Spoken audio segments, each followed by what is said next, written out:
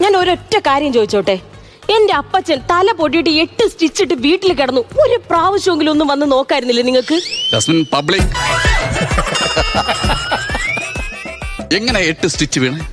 വേലക്കാരി ചപ്പാത്തി പലേക്ക് എറിഞ്ഞതല്ലേ? ആ embroidery work കാണാൻ ഞാൻ വരണോ? അതിന്റെ ആവശ്യം എനിക്കുണ്ടോ ജാസ്മിൻ?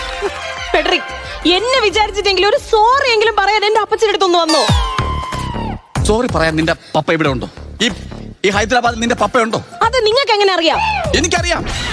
നിന്റെ പപ്പ ഇവിടെ ഉണ്ടെങ്കിൽ ഈ ഹൈദരാബാദിലെ ഒരു സ്വിമ്മിംഗ് പൂളിലെ പെണ്ണുങ്ങൾ വിക്കിലിട്ട് കുളിക്കാൻ ഇറങ്ങില്ല.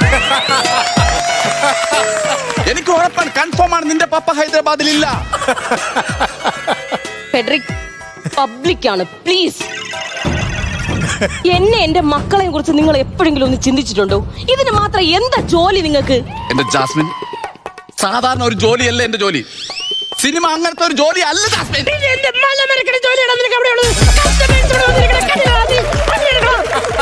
സോറി സാർ, മീറ്റർ ഒന്നെടുത്തു, എന്നാൽ അവൻ പണിയെടുക്കും.